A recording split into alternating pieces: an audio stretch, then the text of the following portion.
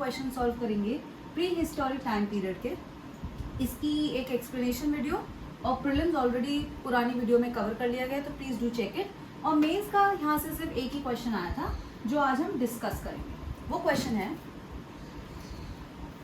Mesolithic rock cut architecture of India not only reflects the cultural life but also a fine aesthetic sense comparable to modern painting। तो हमारे पास ये दो themes आ चुकी हैं, और कौन सा टाइम पीरियड के लिए है?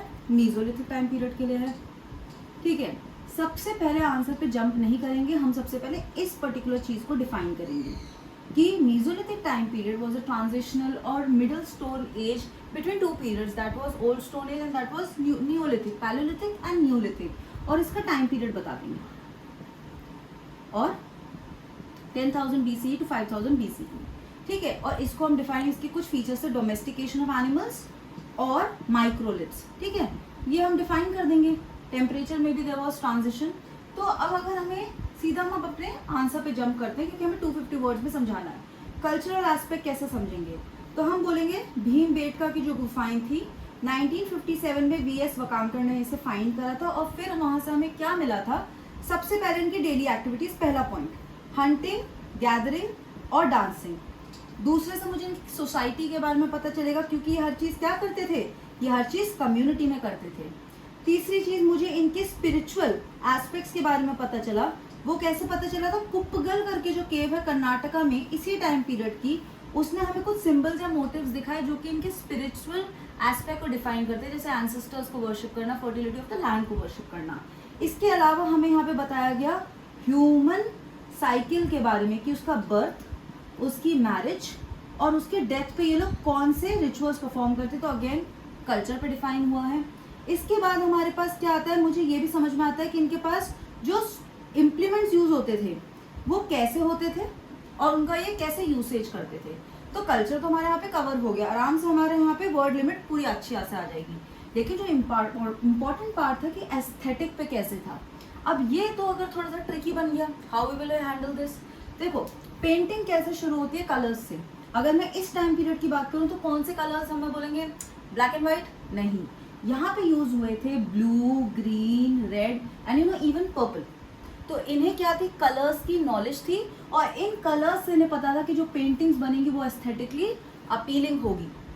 ठीक है, इसके बाद क्या था? इनको अभी कलर्स कहाँ से आए, है ना, उस टाइम पीरियड में। तो ये रॉक और मिनरल्स जो होते थे, एग्जाम्पल, बिना एग्जाम्पल के कोई भी पॉइंट आपका नहीं अच्छा है, दैट इज गेरू। तो गेरू हेमेटाइट को इन्होंने पाउडर फॉर्म में करा। पाउडर फॉर्म में करने के बाद इन्होंने क्या करा? उसमें एनिमल फैट, ट्री रेजिन्स या पानी के साथ मिलाया। तो इनके पास नॉलेज थी किस चीज की?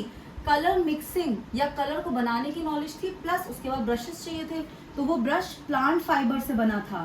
तो इनके पास आज की एस्थेटिक पेंटिंग बनाने के टूल्स की भी नॉलेज थी। मूविंग ऑन, अब इन्होंने जो पेंटिंग्स बनाई वो क्या डिपिक्ट करता था? एक नरेशन डिपिक्ट करता था। हम बचपन से एक कोट सुनते हुए आ रहे हैं ना, painting is worth then 1,000 words. ये बेस्ट एग्जांपल था। सोचिए इस टाइम पीरियड में उन्होंने इस कोट को डिफाइन कर दिया था। कैसे? दो एग्जांपल्स थे। पहला, ये एक एनिमल बाइसन को हंट कर रहे थे और दिखा रहे थे कि कितना टफ है वो चीज, क्योंकि कुछ उन्होंने पेंटिंग्स में दिखा रखे थे जो मेन हैं वो मरे हुए हैं और बाकी सब उसे हंट कर रहे हैं। उसके अलावा दूसरा नरेशन क्या था कि उन्होंने एनिमल को मार दिया और एनिमल पेन में है और ये कैसे उस चीज को एंजॉय कर रहे हैं। तो नरेशन उस टाइम पीरियड पे, narration is actually the perfect example of an aesthetic painting compared to the modern time period. फिर अगर हमें पॉइंट देखे, जब ये पेंटिंग्स बनाते तो उसमें ये लोग क्या दिखाते थे? एनिमल्स दिखाते थे। अब एनिमल्स और ह्यूमन फिगर्स दिखाते थे, जिसको इन्हें सबसे अच्छी नॉलेज क्या थी? प्रपोर्शन, कि किस प्रपोर्शन में दिखाना है। So they had the knowledge of proportion which makes the painting much more aesthetically appealing. And the last point अगर हमसे बोले वो हो सकता है कि they were very much interested in taking it to perfection. Perfection पे क्यों जाना था? क्योंकि अगर हम भीमबेटका की गुफाओं पे देखें, देवर 20 लेयर्स। एक को हटाया, फिर दूसरी बनाई, फिर तीसरी बनाई।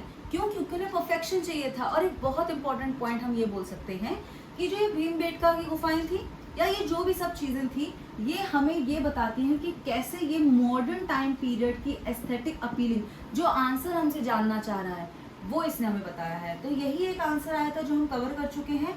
और आपके आंसर का जो सोर्स होना चाहिए वो हमेशा, मतलब एज पर माय ओपिनियन, क्योंकि 250 वर्ड्स लिखने हैं, और हमें अपना जीएस का पेपर 1 कवर करना है, तो 250 वर्ड्स में एनसीईआरटी से हमारे आंसर अच्छा खासा बन गया है।